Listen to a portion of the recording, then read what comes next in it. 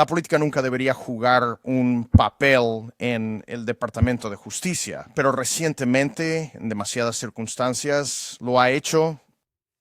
Eso fue Todd Blanche durante su audiencia de confirmación el año pasado. Entonces, ¿qué podemos esperar mañana cuando se presente para la confirmación para el puesto principal en el Departamento de Justicia? Va a haber mucho material que cubrir.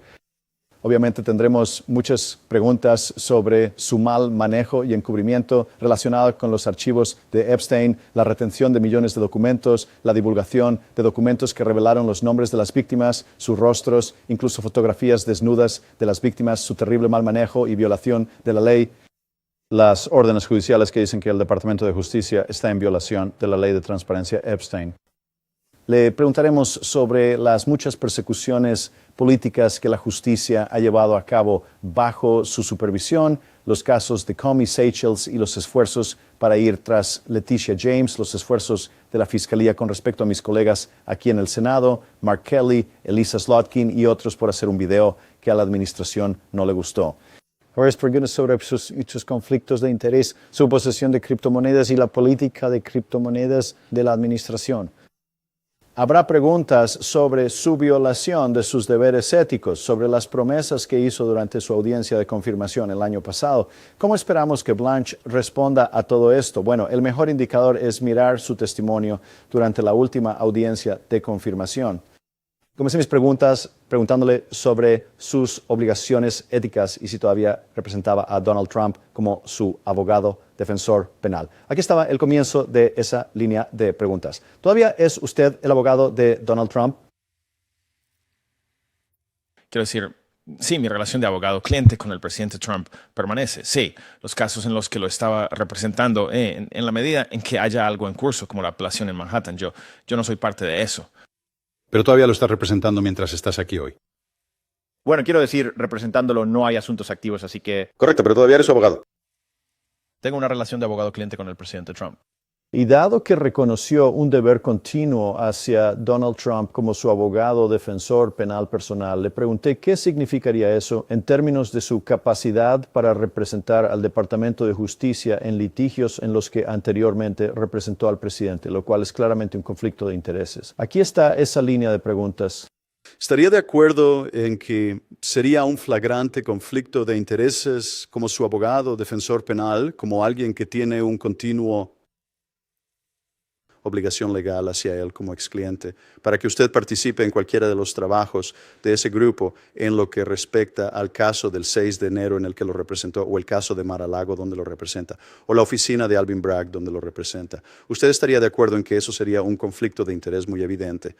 No necesariamente estoy de acuerdo con eso. Habrá un conflicto de intereses potencialmente, pero discrepo con la palabra flagrante, ¿no? Y depende de... Está bien. Bueno, Blanche tuvo un problema con mi uso de la palabra flagrante, así que veamos si una palabra diferente funciona con él. Pero no es un claro conflicto de interés. Lo has representado en estos casos. Reconoces que todavía tienes una obligación continua con él en estos casos. ¿Cómo podrías supervisar una revisión investigativa de los fiscales en estos casos cuando los manejaste? ¿Cómo no es eso el conflicto de interés más obvio? No estoy diciendo que puedo o que no puedo. Estoy diciendo que no voy a decirle hoy, senador, que sí. Hay un conflicto de interés evidente. Entonces Blanche dice que consultará con los abogados de ética profesional del departamento. ¿Qué sucedió realmente después de este testimonio? Bueno, el abogado de ética profesional, el abogado principal, era un tipo llamado Joseph Terrell. Terrell supuestamente le dijo a Blanche: por supuesto que no puedes involucrarte en asuntos en los que habías representado personalmente al presidente antes de tu posición en el Departamento de Justicia. ¿Adivina qué pasó después? Despidieron a Terrell, despidieron al abogado de ética que le dijo que tenía que recusarse. Entonces, ¿se ha recusado? Bueno, aparentemente no. Ha estado profundamente involucrado en, por ejemplo, despedir a decenas de fiscales y agentes del FBI que trabajaron en investigaciones del presidente, las investigaciones del 6 de enero, las investigaciones de Mar-a-Lago. Ha estado activamente involucrado en purgar el departamento de esos abogados y, por supuesto, también estuvo profundamente involucrado y se jactó de los indultos y conmutaciones de todos los insurrectos del 6 de enero, incluyendo a personas que golpearon a oficiales de policía, los atacaron y les rociaron gas pimienta. Aquí está Todd Blanche en una conferencia presumiendo de cuánto él y el departamento han hecho para dejar a estos criminales libres de culpa. Aquí está él.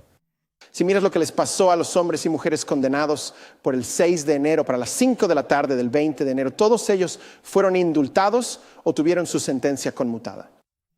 Entonces, cuando le pregunté específicamente si se involucraría en los casos del 6 de enero o en los casos de Mar-a-Lago o en el caso presentado por Alvin Bragg, y él procedió a involucrarse en todos esos asuntos, simplemente le estaba mintiendo al comité.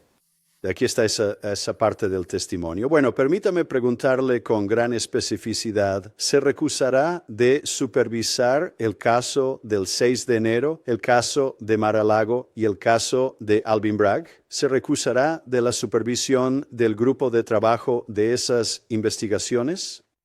Seguiré las reglas tal como me las indiquen los expertos fiscales de carrera en el departamento. De hecho, lejos de recusarse, estuvo involucrado en anular las condenas de los Oath Keepers y los Proud Boys, los líderes de esos dos grupos nacionalistas blancos. También hizo que el departamento eliminara todos los comunicados de prensa de su sitio web cuando los fiscales habían publicado correctamente información sobre la condena de estos delincuentes violentos.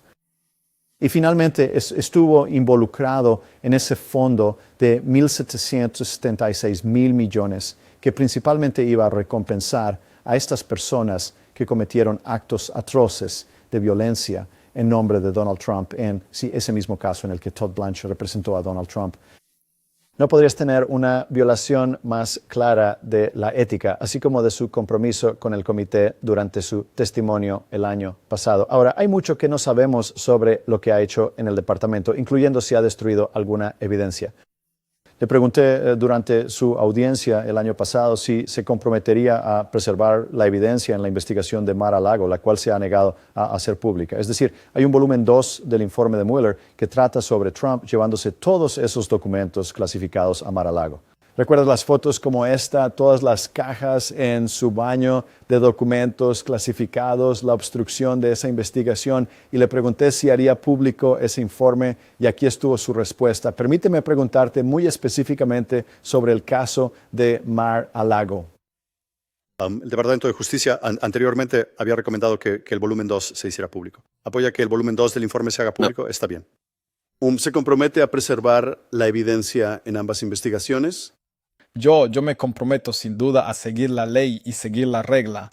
Luego pregunté, bueno, al menos te comprometerás a no destruir ninguna de las pruebas. Y aquí estuvo su respuesta. Pero no te comprometes a preservar las pruebas. Digamos que tienes la discreción sobre destruir las pruebas. ¿Te comprometes hoy a preservar las pruebas en ambos casos? Yo me comprometo a seguir la ley y las... Está bien, y si no puede comprometerse a preservar la evidencia en esos casos en los que fue el abogado defensor, creo que nuevamente eso habla del conflicto de interés que tiene como abogado defensor del presidente. No me comprometí a eso, dije que seguiría la ley, no estoy seguro de que, ¿por qué usted? No, señor Blanche, entiendo que todos simplemente dicen genéricamente que seguirán la ley, pero le he hecho una pregunta simple sobre si preservará la evidencia y no puede decir que sí, ni siquiera se comprometería a preservar la evidencia.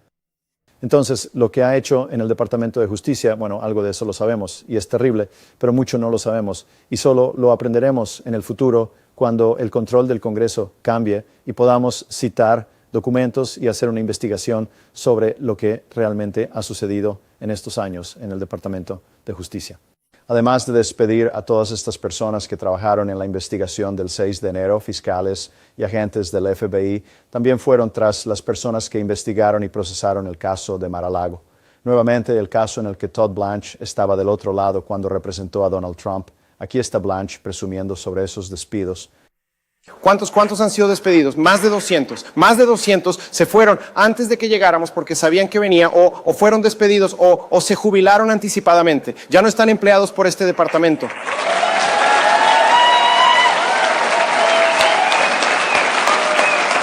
Y cuando se trata del FBI, que recibe muchas críticas, especialmente por lo que ha sucedido en los últimos años, el director Patel también ha hecho limpieza allí. Durante la gestión de Blanche, 16,000 personas han dejado el departamento, muchas de ellas porque no harían las cosas poco éticas e ilegales que sus supervisores les pedían bajo un liderazgo como el de Todd Blanche. Ahora, cuando me senté con él antes de su última audiencia de confirmación, le dije que conocía a muchas personas del Distrito Sur de Nueva York que pensaban muy bien de él cuando había sido fiscal en esa oficina. Yo había sido un asistente del fiscal de los Estados Unidos en Los Ángeles. Él había sido uno en Nueva York. Es una pequeña red de fiscales y exfiscales. Le dije que no tenía duda de que podía hacer el trabajo, que tenía suficiente experiencia en el ámbito legal para hacerlo. La pregunta que tenía era, ¿qué haría la primera vez que le pidieran hacer algo poco ético, inmoral o ilegal? Y su respuesta fue la misma que luego escucharía de muchos otros a quienes haría una pregunta similar. Y fue, no creo que alguna vez me pongan en esa posición. Bueno, le dije entonces que no era una cuestión de si lo pondrían en esa posición, solo de cuánto tiempo tomaría. Y imaginar a Todd Blanche pasando de ser un fiscal respetado en el Distrito Sur de Nueva York a alguien que como fiscal general adjunto podría decir esto. Tenemos miles de investigaciones y procesamientos en curso en este país en este momento. Y es cierto que algunos de ellos involucran a hombres, mujeres y entidades con los que el presidente en el pasado ha tenido problemas y que creen que deberían ser investigados. Ese es su derecho y de hecho es su deber hacerlo. Decir realmente que el presidente tiene el derecho y el deber de perseguir a sus oponentes políticos utilizando el Departamento de Justicia, eso sería impensable para cualquier fiscal legítimo adoptar esa posición. Ciertamente sería impensable después de Watergate, cuando intentamos fortalecer la independencia del Departamento de Justicia de la interferencia de la Casa Blanca, pero no para Todd Blanche. En su opinión, el presidente tiene todo el derecho de ir tras sus enemigos y Todd Blanche, siempre el diligente abogado defensor penal de Donald Trump, está dispuesto a ayudar a Donald Trump a hacer exactamente eso. De hecho, si quieres saber hasta dónde está dispuesto a llegar Todd Blanche para rebajarse ante los ojos de Donald Trump, solo mira esto. Me encanta trabajar para el presidente Trump, es el mayor honor de mi vida y si el presidente Trump elige mantenerme como interino, es un honor. Si elige nominarme, es un honor. Si elige nominar a otra persona y yo vuelvo a ser el DAC, es un honor. Si elige nominar a otra persona y me pide que haga otra cosa, diré, muchas gracias, lo quiero, señor. Así es, te amo, Donald Trump, declarando su amor por el presidente para conseguir el puesto de fiscal general. ¿Cómo podríamos esperar que alguien así tenga el carácter, la sustancia, la firmeza, la convicción para rechazar las demandas poco éticas de Donald Trump? Simplemente no podemos. Te quiero, señor, te quiero, señor, te quiero, señor, te quiero, señor, te quiero, señor. Así que vamos a necesitar mucha más ayuda para adularnos, porque eso es lo que realmente nos gusta. ¿Me entiendes? Señor, si me permite decirlo, está en la tienda correcta y en la ciudad correcta para eso.